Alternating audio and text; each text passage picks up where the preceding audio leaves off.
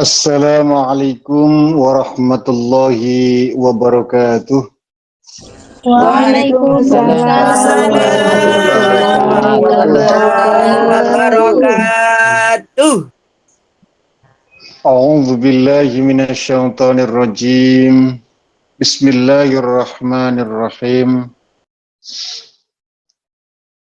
Alhamdulillahilladzi alqail wa idza salaka ibadi anni fa inni qarib.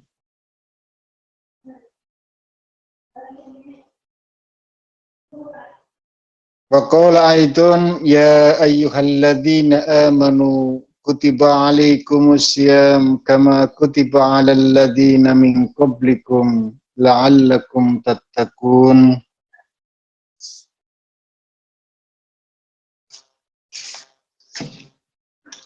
Wassalatu wassalamu ala asrafil mursalin sayyidina wa maulana Muhammadinil qail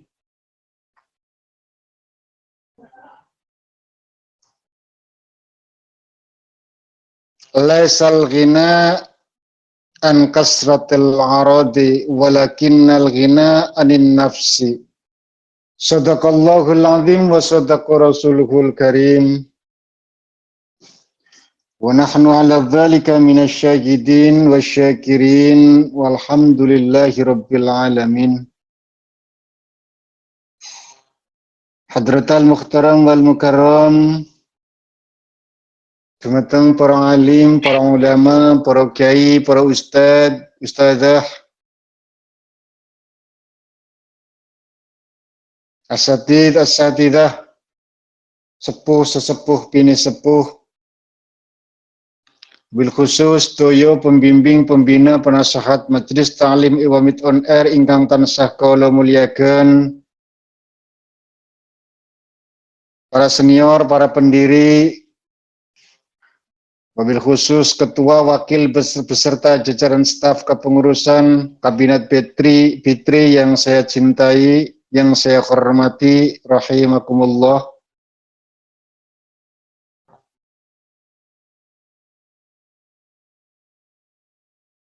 Tak ketinggalan keluarga Kamboja Jaya yang saya cintai, rahimakumullah.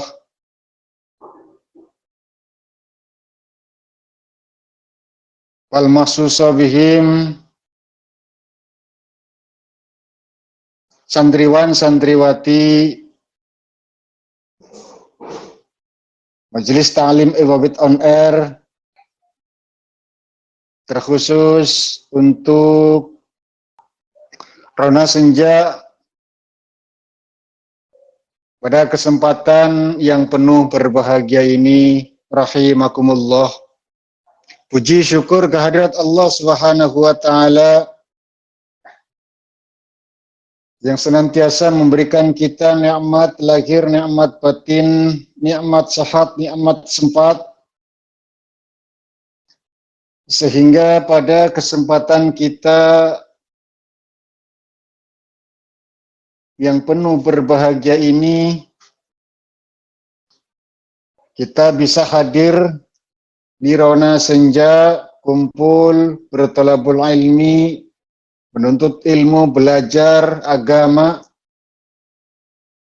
Mudah-mudahan dengan itu Allah Subhanahu wa taala ridho terhadap kita semuanya, sehingga tidaklah acara ini selesai melainkan Allah Subhanahu wa taala ampuni semua dosa kita, memaafkan kesalahan kita, memberikan keselamatan dunia dan akhiratnya. Amin amin ya rabbal alamin.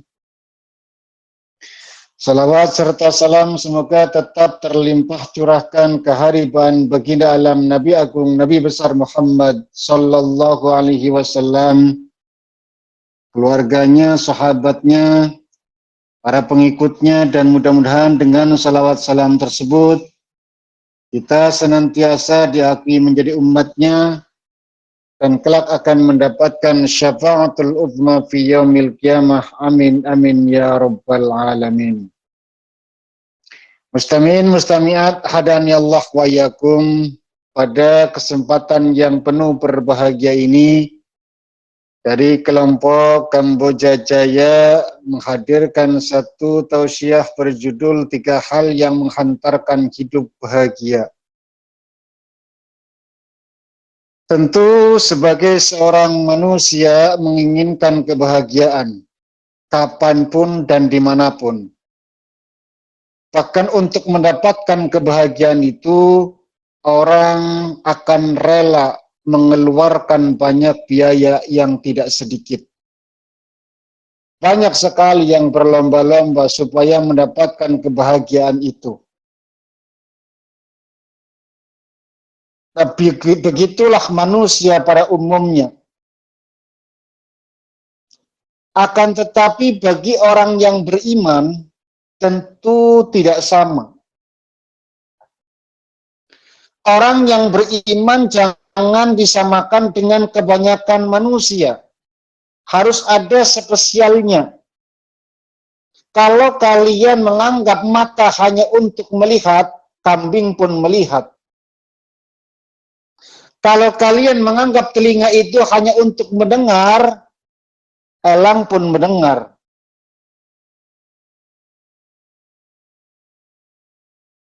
Tentu manusia harus ada bedanya. Plus yang punya iman.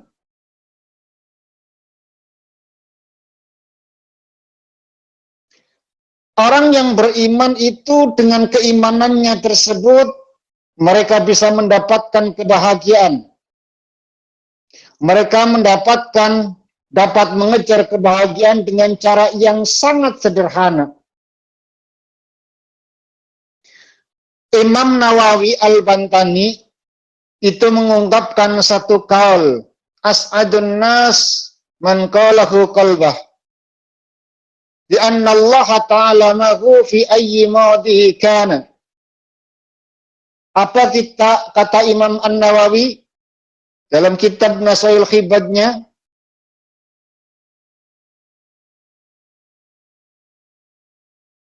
Ada ulama mengatakan orang yang paling bahagia adalah orang yang merasa bahwa Allah selalu bersamanya dimanapun ia berada. Oleh karena itu, minimal 3 perkara yang harus dijaga. Yang pertama, jangan buat ribet hidup. Jadikan semuanya simpel. Jadikan buat hidup, ya, jangan buat hidup itu ribet. Jadikan semuanya itu simpel. Yang gampang-gampang saja, yang mudah-mudah saja.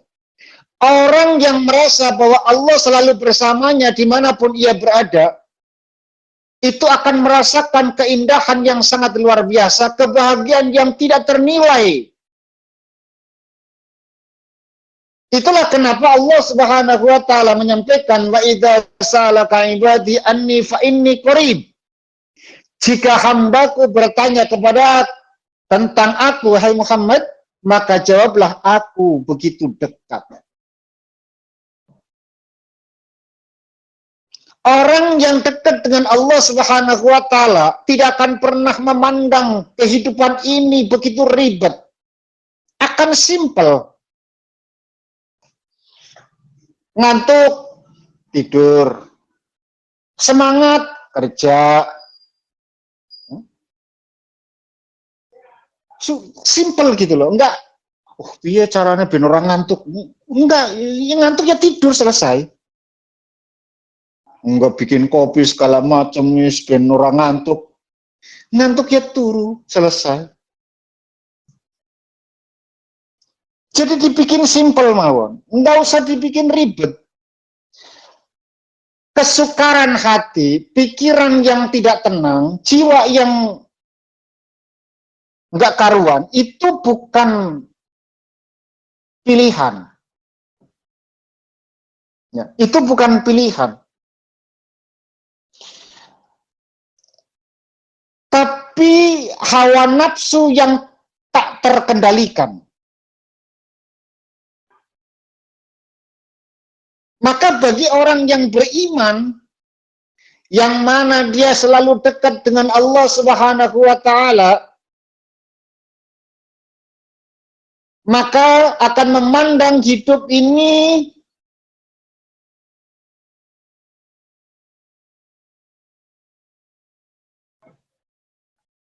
nggak punya duit, kerja.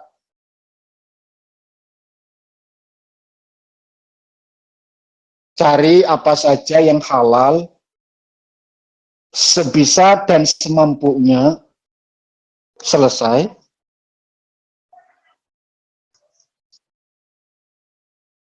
Nggak ada yang dikerjakan, nggak ada yang perlu dilakukan. Ambil air wudhu, sholat sunnah, menengadahkan tangan, berdoa kepada Allah Subhanahu wa taala untuk keberkahan hidupnya. Selesai. Karena sudah berusaha cari kerjaan nggak dapat. Manusia itu kewajibannya itu kerja, usaha, ya sudah dikerjakan, tapi ternyata tidak datang juga. Ya sudah, pasrahkan itu kepada Allah Subhanahu wa taala sebagai the power-nya. Selesai, pasrahkan, tawakal. Simple. Biar Allah selanjutnya yang ngatur. Ya. Biar selanjutnya Allah yang atur. Satu. Jadi hidup akan bisa terasa bahagia, dirasakan benar-benar sangat sempurna hidupmu ketika menganggap semua kehidupan itu. Itu pentingnya mendekatkan diri kepada Allah Subhanahu wa taala. Satu. Yang kedua, jujur dalam segala hal. Orang yang bertahan atau bersabar dalam menjalankan ibadah dan tahan dalam menanggung musibah, sebagaimana Allah Subhanahu wa taala menyampaikan, ya ayyuhalladzina amanu ista'inu bis-sabri was-salah innallaha ma'as-sabirin. Hai orang-orang yang beriman, jadikanlah sabar dan salat sebagai penolongmu. Sungguh Allah bersama orang-orang yang sabar. Jujur dalam segala hal. Lalu jadikan salat dan sabar itu sebagai penolongmu. Sabar dan salat itu sebagai penolongmu. Karena sesungguhnya Allah bersama orang-orang yang sabar.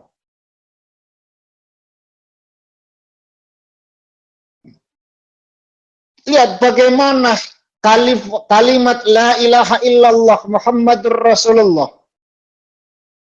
Kalau kalian tuliskan dengan lafaz huruf Arab la ilaha illallah Muhammadur Rasulullah, maka kalian akan temukan huruf alifnya itu ada 6.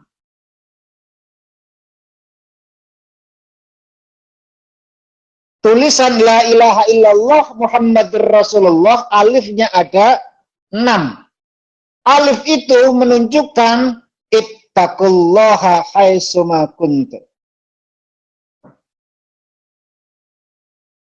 Bertakwalah kalian dimanapun kalian berada. Jujur. Makanya arah mata angin itu ada 6. Atas, bawah, kanan, kiri, depan, belakang. 6 huruf alif. Ittaqullaha haitsuma kuntum. Bertakwalah kalian dimanapun kalian berada. Di Indonesia bertakwa, tetap iman be pangeran. Kerja nang Formosa. Bilang Formosa na guys, ngeri bu, forum maksiat dan dosa. Arti Formosa ngeri ya. Tapi tetap karena iman yang dibawa, ittaqullaha haitsuma kuntum. Dimanapun kalian berada, tetap takut, tetap jujur.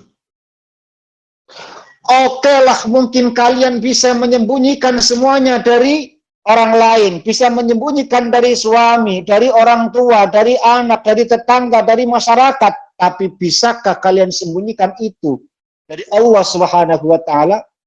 Tidak.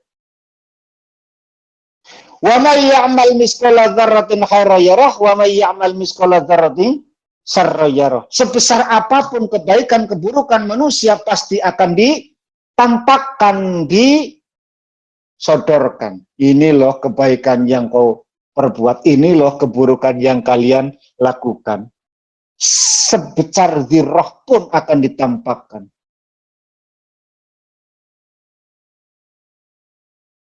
Maka ketika ada musibah yang menghadapi seseorang,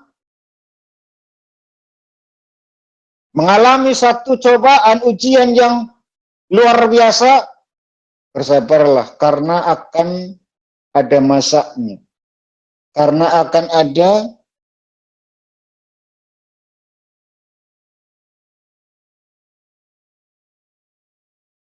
selesainya. Dua, jujur dalam segala hal. Nek awakmu wis iso jujur, artinya kalian itu sudah selesai dengan diri kalian. Orang yang tidak akan bahagia adalah orang yang belum selesai dengan dirinya sendiri. Tapi orang yang sudah selesai dengan dirinya sendiri, dialah puncak kebahagiaan yang hakiki. Karena dia sudah tahu, man arafa nafsa faqad arafa rabbah. Ngerti dirinya, ngerti Tuhannya. Selesai, Bu. Oh, tapi orang yang belum mengerti dirinya sendiri, nggak akan bisa memahami siapa Tuhannya. Artinya apa? Artinya dalam segala hal, segala masalah, itu akan susah dia itu menghadapinya. Ribet, segalanya dipikirkan, ini bagaimana, itu bagaimana. Melu-melu mikiri bagaimana solusinya, gimana caranya. Solusi itu milik Allah, bukan milik manusia. Cara itu milik Allah, bukan milik manusia. Sudah manusia lakukan saja apa yang menjadi kewajibannya, yaitu usaha. Setelah itu selesaikan semuanya kepada Allah Sang Maha Pemutusnya. Selesai. Allah lah keputusan terakhir. Itu yang akan terjadi, maka itu yang akan terjadi. Dua. Yang ketiga, jangan hidup dalam kepalsuan dan kemunafikan. Ketika hidup dalam kepalsuan dan kemunafikan, seseorang itu tidak akan pernah merasakan murninya kebahagiaan. Wong hidup juga penuh dengan kepalsuan. Harus berpura-pura senyum walaupun terasa sakit. Harus pura-pura menangis walaupun hati tertawa. Itulah kemunafikan. Enggak ada indahnya. Orang yang rela dengan rizki, pemberian Allah Subhanahu wa taala yang ada di tangannya dan merasa tentram ketika tidak ada tumpukan harta. Itulah kebahagiaan. Tidak ada kepalsuan dan kemunafikan. Anane ngono ya ngono. Segitu ya segitu. Enggak akan menambah-nambahkan. Rasul Shallallahu Alaihi Wasallam menyampaikan bahwa kekayaan yang membuat bahagia orang itu tidak melulu terwujud melalui harta benda. Sebagaimana Rasul menyampaikan an Abi Hurairah qala Rasul sallallahu alaihi wasallam laisal ghina an kasratil arad walakil ghina hinnan nafs. Dari Abu Hurairah, ia bercerita Rasul sallallahu alaihi wasallam bersabda, kekayaan itu bukan karena kebanyakan harta, tapi kekayaan batin.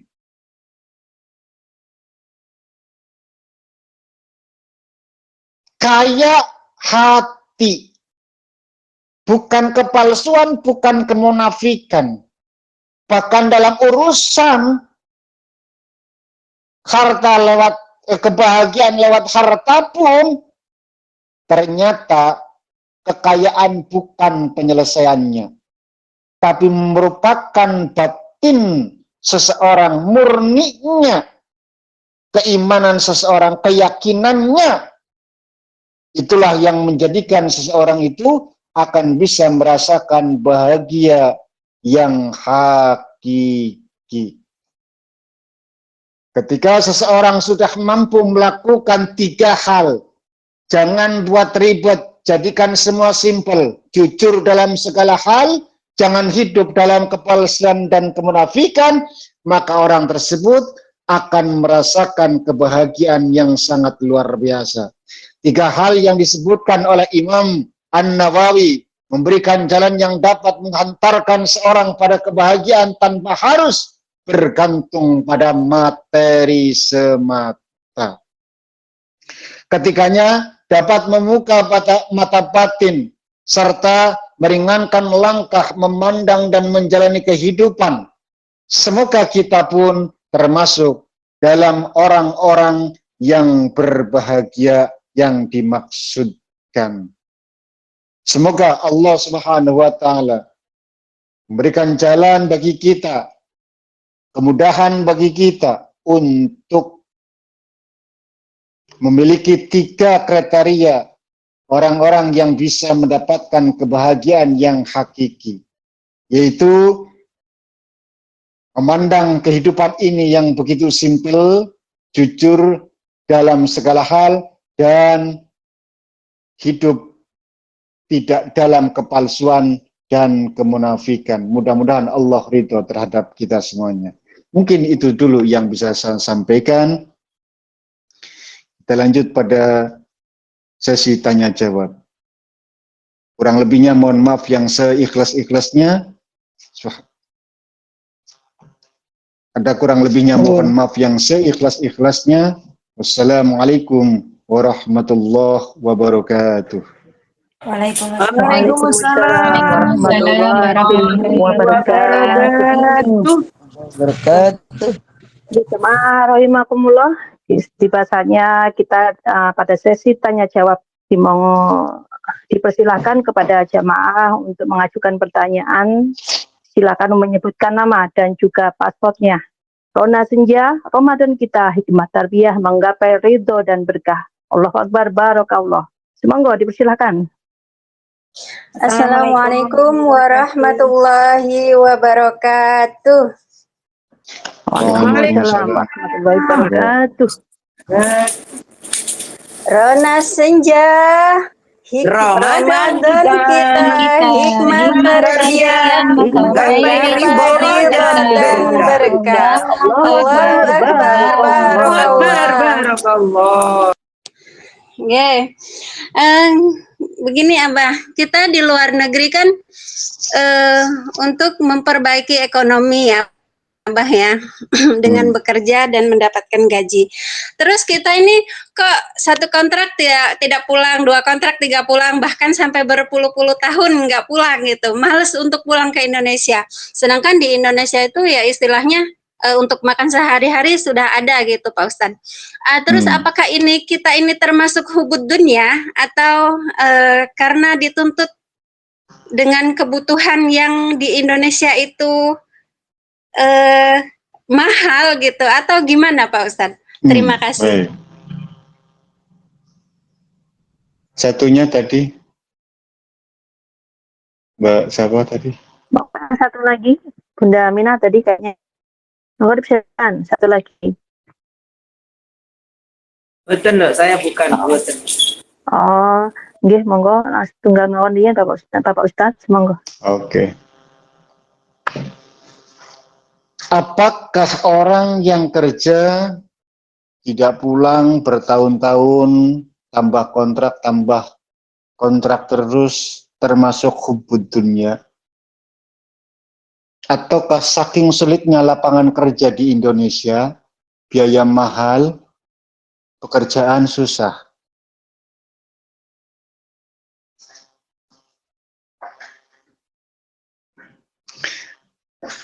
Hubud dunia itu adalah letaknya pada hati. Ya. Letaknya pada hati, bukan pada ihwalnya. Bukan bagaimana dia itu bekerja atau tidak kerjanya. Jangan dibilang orang yang kerja itu adalah hubudunnya. Lalu orang yang tidak hubudunnya itu adalah orang yang memasrahkan diri segalanya urusan itu kepada Allah. Lalu orang tersebut tidak kerja, malah keliru. Allah dalam Al-Quran itu menyuruh kita lewat 3 tingkatan. Pertama, tingkatan orang awam, yaitu menggunakan kalimatnya ya ayuhan nas, berarti umum. Orang non-muslim pun boleh mengamalkan ayat ini. Itu kita disuruh kerja. Ya, kita disuruh kerja. Ya ayuhan nas kulu mimma fil ardi halalan thayyiba. Kalau konsep ini dikerjakan, digunakan, sistem ini dipakai oleh manusia, pokoknya yang namanya manusia, entah itu muslim atau non-muslim, menggunakan konsep ini, pasti orang tersebut akan bahagia. Ya ayuhan nas kulu mimma fil ardi halalan thayyiba. Kita disuruh kerja, ya, disuruh kerja ketika dapat dipergunakan untuk yang halal, ya, dan baik. Belum tentu loh yang halal itu baik, belum tentu. Makanya halalan thayyiba, yang halal dan baik. Karena yang baik, karena yang halal belum tentu baik. Ah, masa sih Pak? Kita cek. Menjenengan boten percaya, yang halal belum tentu baik untuk kita. Gula halal napa haram, Bu? Gula. Halal. Halal. Baik buat orang yang kena diabetes? Tidak. Tidak. Maka yang halal belum tentu baik buat kita. Gitu loh. Nah, jenengan punya penyakit diabetes, ya, maka jauhi yang gula-gula. Bukan gula itu haram, bukan. Tapi tidak baik untuk kesehatan bagi penyakit yang menderita diabetes. Gitu loh. Maka konsep ini ketika digunakan oleh orang yang beriman, ya, menggunakan ayat ini sebagai apa? Sebagai panduan hidup bekerja, maka dia akan sukses. Dan dia akan bahagia. Karena dia ketika mendapatkan untuk perkara yang halal dan baik untuk dirinya. Enggak semena-mena.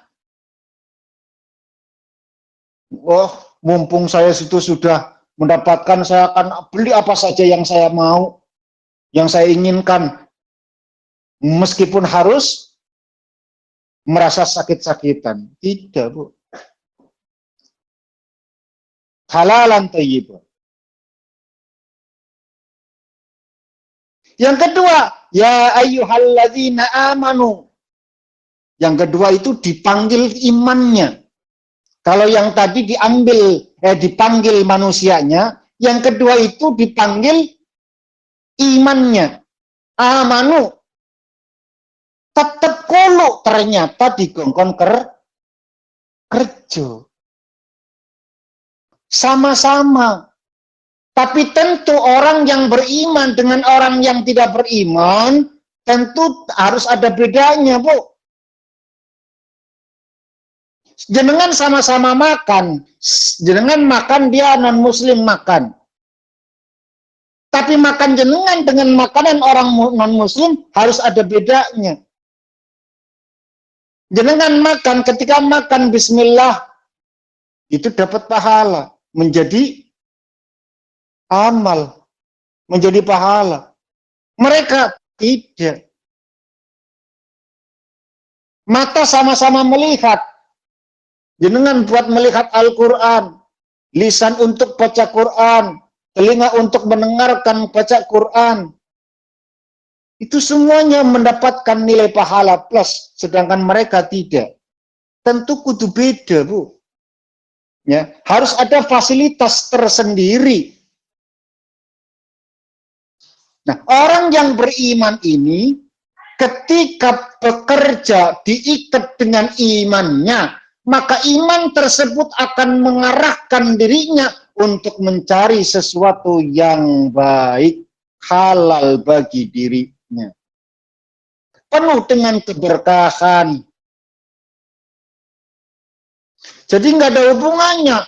Oh, padahal kehidupan ekonomi di Indonesia sudah membaik, tapi kok masih saja di Taiwan misalkan, masih kerja di Taiwan. Apakah itu termasuk hubud dunia, cinta terhadap dunia?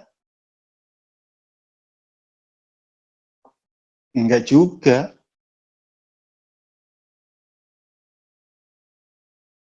Karena hubud dunia ataupun zuhud itu letak pada hatinya. Biarpun jenengan nggak kerja, Bu, ya, biarpun jenengan nggak kerja, nggak ada kerjaan, nggak ada gaji, tapi hatimu nganges, seakan-akan aku orang iso urip nek laka dunya, hubud dunia, Bu. Tetangga baru beli TV gede 40 in, meriang. Tangga sebelah beli motor, sakit-sakitan. Belakang rumah ternyata beli mobil melewati umae, masuk rumah sakit. Itu hubud dunia, Bu. Ya, itu hubud dunia. Wong tanggane sing tetukon kok jenengan sing sakit-sakitan, lara-lara. Ya lucu gitu loh. Makanya hidup diambil yang simple, jangan dibikin ribet. Ya. Jadi nggak ada kaitannya. Apakah orang yang tidak mau pulang dari Indonesia bertahun-tahun, lagi-lagi kontrak, lagi-lagi perbaharui kontrak, lagi-lagi wong kuen neh, lagi-lagi ora balik-balik bertahun-tahun. Apakah itu ciri orang yang hubud dunya? Bukan. Karena hubud dunya ke ana sakjroning ati. Biarpun nggak ada kerjaan, kalau hatinya itu tidak mau kehilangan hartanya, maka itulah yang dinamakan hubud dunya. Dan yang namanya apa?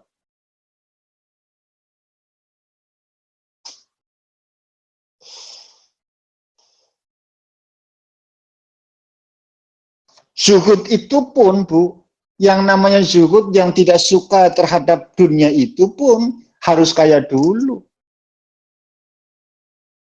Tanpa kaya bagaimana mungkin disebut zuhud, Bu? Ya, ada orang tidak punya pekerjaan, nggak punya apa-apa, lalu dia dibilang zuhud. Di mana letak zuhudnya? Wong duit orang duwe. Sing diarani zuhud kan duwe duit ning ora butuh duit. Ya zuhud. Ya. Duwe duit ning ora butuh duit ke zuhud. Tapi nek bener-bener ora duwe duit dudu zuhud, Bu. Melarat carane. Ya. Carane melarat.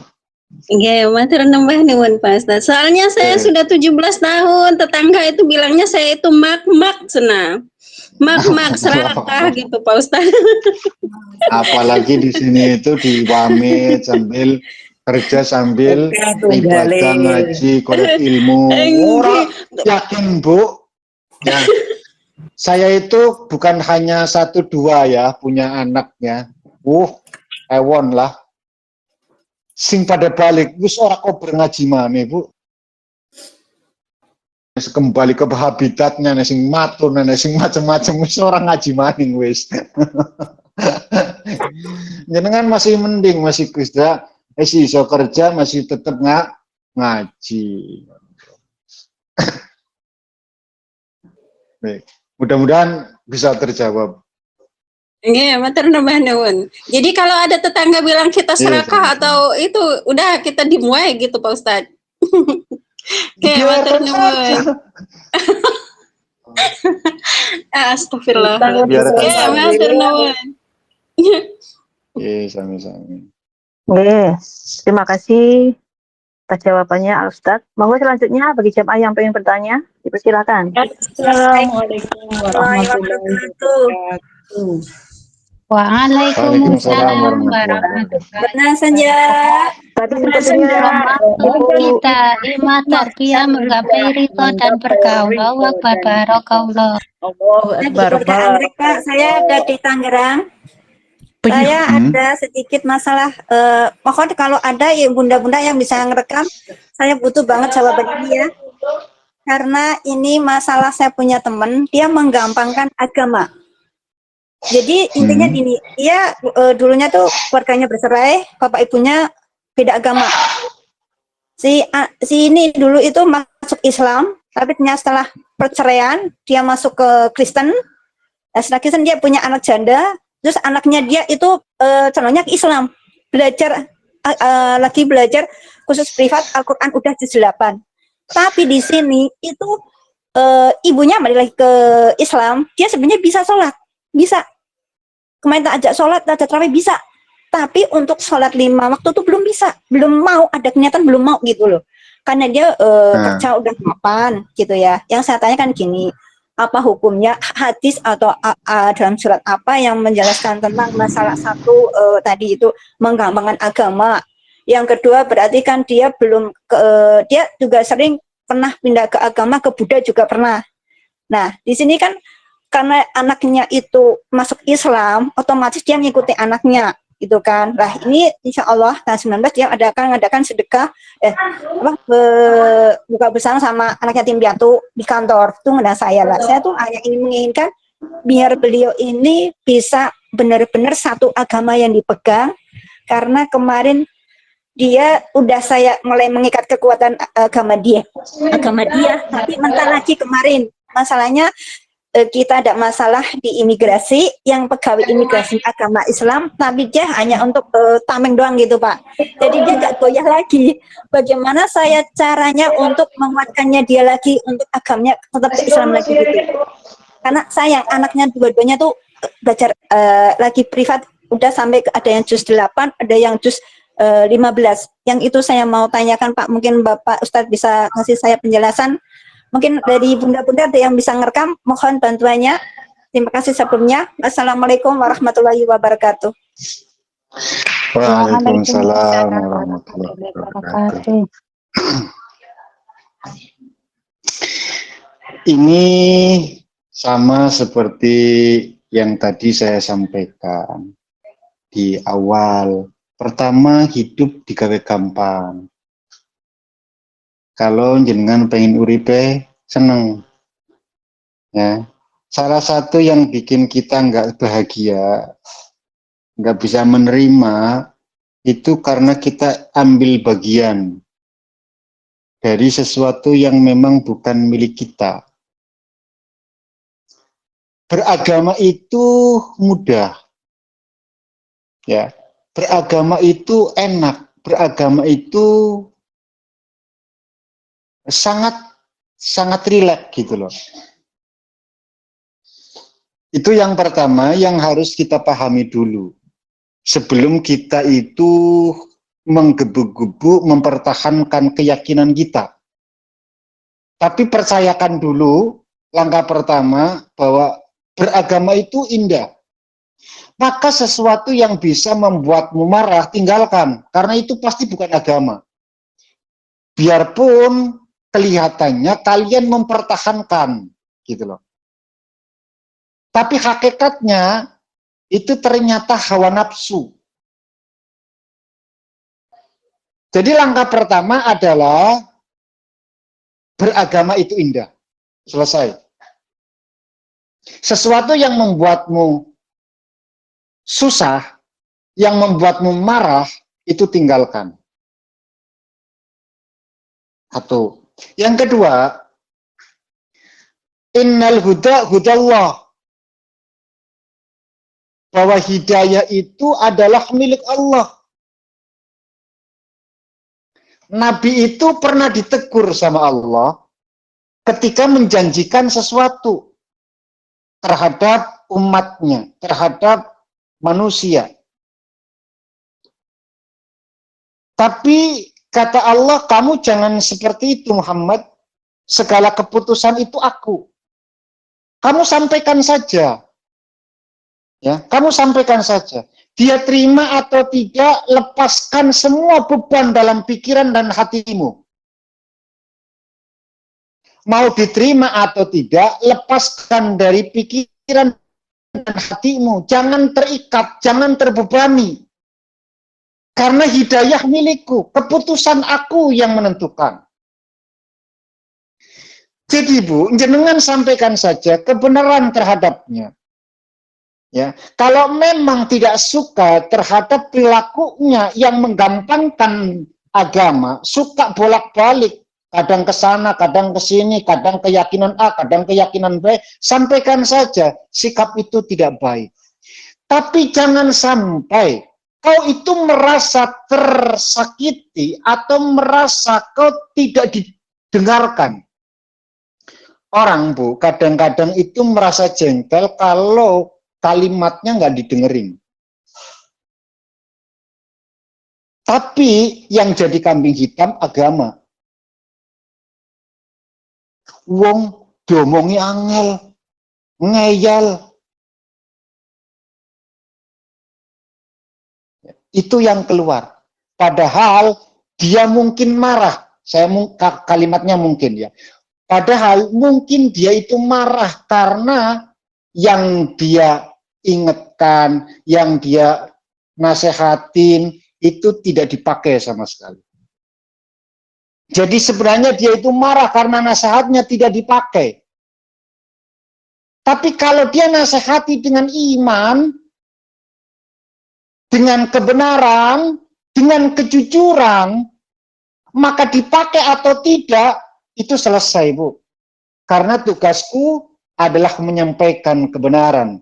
Tidak diterima, itu keputusannya, selesai. Tugasku sampai di sini. Nggak akan punya beban, Bu. Nabi, sekelas Nabi ditegur. Kita bukan siapa-siapa. Sekelas Nabi ditegur. Jangan begitu. Kau nggak usah marah-marah kalau nasihatmu tidak dipakai. Tugasmu adalah menyampaikan Muhammad. Selesai. Setelah itu innal huda hudallah, milikku. Kata Allah. Aku mau bikin seperti apa? Mau model bagaimana? Mau ke sanakah? Mau ke sinikah? Meskipun aku kasihkan pilihan, aku kasih dua pilihan, pengaruh seseorang itu akan selalu ada. Itu tidak akan pernah mungkin bisa. Tapi bukan berarti dengan pengaruh tersebut seseorang itu mendiskriminasi, menjustifikasi, menekan, bahkan memperbudak mungkin. Jangan. Jangan sampai hati kita diperbudak oleh sesuatu yang menurut kita itu dianggap benar. Tidak semua yang kita anggap benar itu baik. Gitu loh. Itu yang jadi persoalan. Tidak semua yang kita anggap benar itu baik. Anggapan kita loh ya, bukan anggapan Allah. Itu persoalannya. Sing pasti bener anggapannya Gusti Allah, sing pasti bener anggapannya Kanjeng Nabi. Tapi anggapan kita, tidak semua yang menurut kita benar itu baik.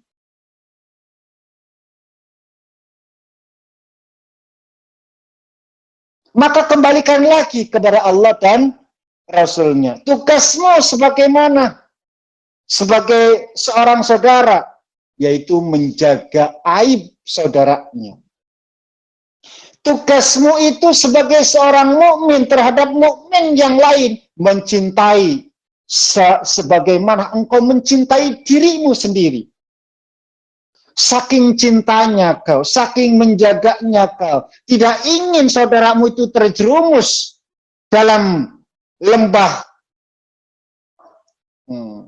kemusyrikan, lembah kemunafikan, lembah keburukan.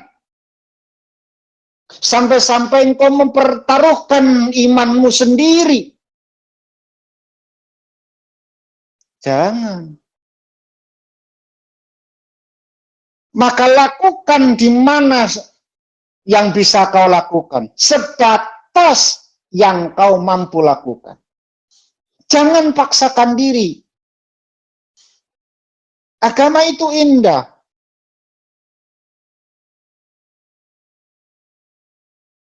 Dua. Yang ketiga, yang terakhir, Bu, ini yang tidak kalah penting. Islam itu dianggap sebagai terbesar di Indonesia. Itu karena orang Islam atau karena perilaku orang Islam.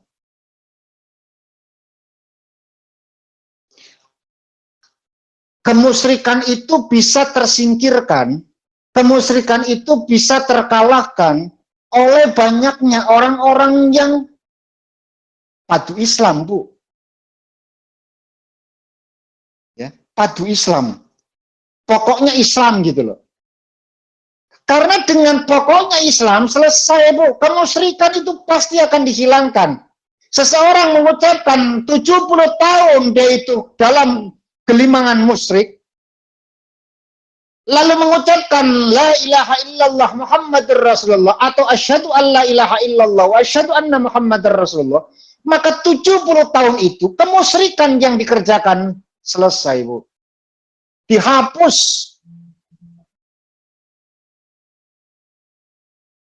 Dihapus. Padu Islam. Asal Islam.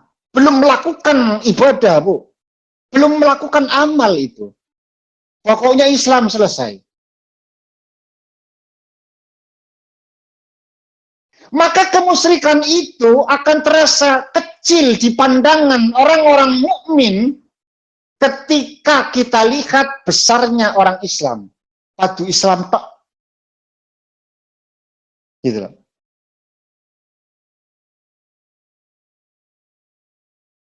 Asal wong duweni iman, biarpun mungkin dia tidak melakukan ibadah yang dikerjakan, tapi iman itu tidak bisa dibohongi. Spoken dua iman itu adalah pencegah dari kemunafikan, kemusyrikan. Maka tentu harus beda orang musyrik dengan orang iman. Allah itu tersinggung ketika orang musyrik itu mengata-ngatai orang yang beriman. Apa bedanya kamu dengan diriku? Allah itu tersinggung, Bu. Lihat bagaimana hasanah-hasanah itu diceritakan. Allah Subhanahu wa Ta'ala saking tersinggungnya atas komentar orang-orang musyrik yang mengatakan, hai fulan, ternyata engkau pun sama saja, satu tempat dengan diriku, kau nggak ada bedanya dengan kami. Tapi kata Allah apa? Hai para malaikat, dengarkan itu. Tidak bisa orang yang beriman dengan yang tidak beriman itu sama.